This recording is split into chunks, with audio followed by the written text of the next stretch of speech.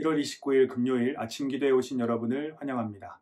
오늘 우리가 함께 나눌 본문은 누가복음 9장 37절에서 50절 말씀입니다. 다 함께 말씀 읽도록 하겠습니다. 이튿날 산에서 내려오시니 큰 무리가 맞을세. 무리 중에 한 사람이 소리질러 이르되 선생님 청컨대 내 아들을 돌보아 주옵소서. 이는 내 외아들이니이다. 귀신이 그를 잡아 갑자기 부르짖게 하고 격렬을 일으켜 거품을 흘리게 하며 몹시 상하게 하고야 겨우 떠나가나이다. 당신의 제자들에게 내쫓아 주기를 구하였으나 그들이 능히 하지 못하더이다. 예수께서 대답하여 이르시되 믿음이 없고 패역한 세대여, 내가 얼마나 너희와 함께 있으며 너희에게 참으리요. 내 아들을 이리로 데리고 오라 하시니 올 때에 귀신이 그를 거꾸로 뜨리고 심한 경련을 일으키게 하는지라. 예수께서 더러운 귀신을 꾸짖으시고 아이를 낫게 하사 그 아버지에게 도로 주시니 사람들이 다 하나님의 위엄에 놀라니라. 그들이 다 그 행하시는 모든 일을 놀랍게 여길세 예수께서 제자들에게 이르시되 이 말을 너희 귀에 담아두라. 인자가 장차 사람들의 손에 넘겨지리라 하시되 사람들이 이 말씀을 알지 못하니 이는 그들로 깨닫지 못하게 숨긴 바 되었음이라. 또 그들은 이 말씀을 묻기도 두려워하더라. 제자 중에서 누가 크냐 하는 변론이 일어나니 예수께서 그 마음에 변론하는 것을 아시고 어린아이 하나를 데려다가 자기 곁에 세우시고 그들에게 이르시되 누구든지 내 이름으로 이런 어린아이를 영접하면 곧 나를 영접하며 또 누구든지 나를 영접하면 곧 나를 보내신 이를 영접함이라. 너희 모든 사람 중에서 가장 작은 그가 큰 자니라. 요한이 여짜오되 주여 어떤 사람이 주의 이름으로 귀신을 내쫓는 것을 우리가 보고 우리와 함께 따르지 아니하므로 금하였나이다. 예수께서 이르시되 금하지 말라. 너희를 반대하지 않는 자는 너희를 위하는 자니라. 아멘. 오늘 본문은 변화산 사건이 있은 직후의 내용을 기록하고 있습니다. 산에서 제자들과 내려오시는 예수님을 큰 무리의 사람들이 맞습니다. 그리고 무리 중에 한 아이의 아버지가 소리 지릅니다. 자신의 아들이 귀신 들렸는데 예수님의 제자들이 고치지 못하니 예수님께서 고쳐주세요 라고 이렇게 외칩니다.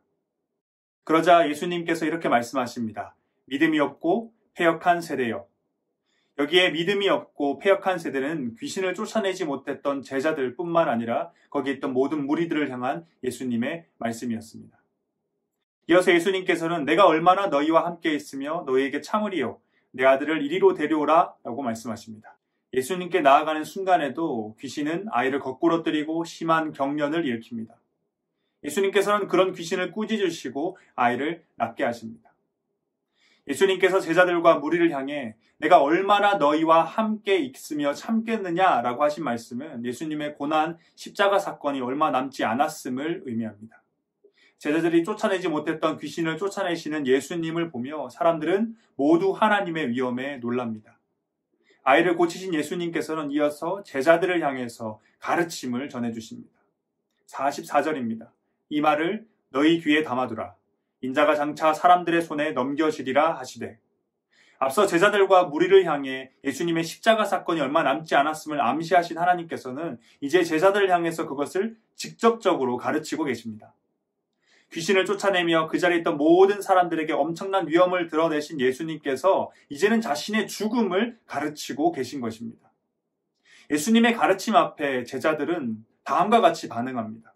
45절입니다. 그들이 이 말씀을 알지 못하니 이는 그들로 깨닫지 못하게 숨긴 바 되었습니다. 또 그들은 이 말씀을 묻기도 두려워하더라. 제자들은 예수님의 가르침에 대해 깨닫지 못했습니다.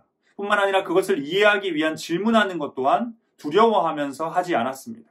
제자들이 그 가르침을 알지 못하고 그들에게 깨닫지 못하게 숨긴 바 되었다는 것은 제자들이 예수 그리스도의 십자가 사건에 대한 진정한 의미를 예수님의 그 십자가 사건과 부활이 있은 그 다음에야 진정으로 깨닫게 된다는 하나님의 계획을 의미합니다. 그리고 궁금한 것에 대해서 곧잘 질문했던 제자들이 이번에는 깨닫지 못했음에도 불구하고 그것에 대해서 묻기를 두려워합니다. 이것은 제자들이 가지고 있던 어떠한 문제점이 바로 그 원인이었습니다. 그리고 그 문제점은 귀신 들린 아이를 쫓아내지 못했던 원인이며 바로 뒤이어 나올 한 사건의 원인이기도 합니다. 46절을 계속 보겠습니다. 제자 중에서 누가 크냐 하는 변론이 일어나니. 메시아로 오신 예수님께서 자신의 죽음을 가르치셨지만 그 이후 제자들은 누가 크냐라는 토론을 하기 시작합니다. 제자들은 메시아로 오신 예수님께서 장차 죄인을 심판하고 의인을 구원하시며 새로운 나라를 세우실 텐데 그때 예수님의 제자인 우리들 중에 누가 더 높은 자리에 앉을 것인가를 토론한 것입니다. 누가 크냐의 이 토론 속에서 우리는 앞서 말한 제자들이 가지고 있던 문제점을 확인할 수 있습니다. 그것은 제자들이 생각한 잘못된 메시아의 모습, 그리고 메시아를 따르는 잘못된 제자들의 모습입니다. 메시아로 오신 예수님께서는 그 땅에 새로운 나라를 세우는 것이 아니었습니다. 역사 속 가장 큰 죄인이 되어 죽임을 당하고 부활하시기 위해 예수님은 오셨습니다. 그리고 당연히 그의 제자들 또한 그들이 생각했던 새로운 나라의 권세자가 되는 것은 아니었습니다. 제자들이 이런 잘못된 메시아관과 잘못된 제자관을 가지고 있었기 때문에 그들은 귀신 들린 아이를 낫게 하지 못했고 자신의 죽음을 가르치는 예수님의 가르침의 뜻을 묻기를 두려워했습니다. 그리고 죽음을 예고하신 예수님을 앞에 두고 새로운 나라와 그들이 차지할 권세를 두고 토론하는 실수를 범하고 맙니다. 예수님께서는 제자들이 잘못된 메시아관과 제자관을 가지고 있다는 것을 이미 알고 계셨습니다. 그래서 계속해서 그들을 가르치셨습니다. 오늘 본문에서도 예수님은 바른 메시아관과 바른 제자관을 그들에게 가르치고 계십니다. 47절과 48절입니다. 예수님께서는 어린아이를 데려오셔서 그들에게 바른 제자관을 가르치십니다. 48절에 보면 그들에게 이르시되 누구든지 내 이름으로 이런 어린아이를 영접하면 곧 나를 영접하며 또 누구든지 나를 영접하면 곧 나를 보내신 이를 영접함이라. 당시 사회, 문화의 상황을 고려하면 어린아이는 상대적인 약자, 하찮은 존재로 생각할 수 있습니다. 예수님께서 이런 자를 영접하는 것이 예수님을 영접하는 것이고 그것이 곧 하나님 아버지를 영접하는 것이라 라고 설명합니다. 그리고 이어서 너희 모든 사람 중에 가장 작은 그가 큰 자니라 라고 설명하십니다. 이 말씀은 앞선 가르침, 그것에 대한 요약이라고 할 수 있는데요. 여기서 가장 작은 그는 당시 사회에서 상대적 약자, 하찮은 존재로 여겨지는 어린아이를 말합니다. 세상 속에서 가장 작은 그가 큰 자라는 것은 가장 작은 사람이 영접받을 사람, 곧 섬김받을 사람이 되어야 함을 의미합니다. 그리고 제자들은 가장 작은 사람을 섬기는 그런 사람이 되어야 한다는 것을 말합니다. 곧 제자들이 그 누구보다 가장 작은 자가 되어야 한다는 것입니다. 누가 큰 자가 될지 토론하던, 누가 더 많은 섬김을 받을 자가 되어야 할지 토론하던 제자들을 향한 예수님의 가르침은 자신이 곧 죽을 것이라는 가르침 못지않게 충격적으로 다가왔을 것입니다. 큰 자가 되기를 소망하지 말고 가장 작은 자가 되어 세상 속 가장 작은 자를 찾아 그 자를 큰 자로 여기며 섬기라는 예수님의 가르침. 이 가르침은 율법의 첫째 계명, 율법의 둘째 계명, 하나님을 사랑하고 이웃을 사랑하라는 마가복음 속의 예수님 가르침과도 같은 이야기입니다. 잘못된 메시아관과 제자관을 가지고 있던 제자들의 실수는 예수님의 가르침이 있은 직후에도 또 일어납니다. 49절, 50절입니다. 요한이 예수님께 말합니다. 주여, 어떤 사람이 주의 이름으로 귀신을 내쫓는 것을 우리가 보고 우리와 함께 따르지 아니하므로 금하였나이다. 그러자 예수님께서는 금하지 말라. 너희를 반대하지 않는 자는 너희를 위하는 자다 라고 말씀하십니다. 여전히 요한과 그의 제자들은 큰 자가 되고자 하는 욕심을 버리지 못했습니다. 섬기는 자리보다 섬김받는 자리에 앉고자 했던 그는 예수님의 자리라는 권위를 내세우면서 사람들을 통제하려고 합니다. 그런 그를 향해 예수님께서는 그것이 옳지 않다라고 가르치십니다. 사랑하는 대학교의 성도 여러분, 우리 모두는 이 땅에서 예수님의 제자로 부름받았습니다. 그런 점에서 오늘 본문에서 바른 제자의 모습을 가르치고 계신 예수님의 그 가르침은 우리를 향한 가르침이라고 할 수 있습니다. 제자에 대한 예수님의 가르침을 요약하면 작은 자가 되어라입니다. 섬김받는 자리가 아닌 섬기는 자리로 가야 합니다. 그리고 섬길 받을 만한 사람을 섬기는 것이 아니라 세상이 거들떠보지 않는, 그래서 섬기기 쉽지 않은 가장 작은 자를 가장 큰 자로 여기며 섬겨야 하는 것입니다. 예수님의 가르침은 큰 자가 되어야 한다라는 세상의 흐름과는 정반대되는 흐름입니다. 수많은 부모님들이 자녀를 공부시키는 이유, 수많은 학생들이 최선을 다해 공부하는 이유, 직장에서 목숨 걸고 일을 하며 승진하려는 이유, 악착같이 돈을 버는 이유, 그 모든 이유가 결국 무시당하고 자존심 상하는 섬기는 자리가 아니라 인정받고 부러움받는, 섬김받는 자리에 앉기 위한 것이 아닌가요? 이게 세상의 흐름입니다. 그런데 예수님께서는 큰 자가 되려는 제자들에게 작은 자가 되라 말씀하십니다.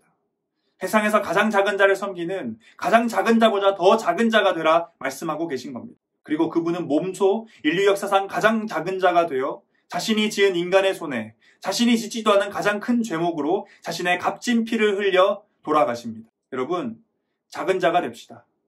혹 큰 자를 꿈꾸며 살았던 삶이었다면 이제 돌이키길 원합니다. 그렇다면 작은 자가 되기 위해선 어떻게 해야 될까요?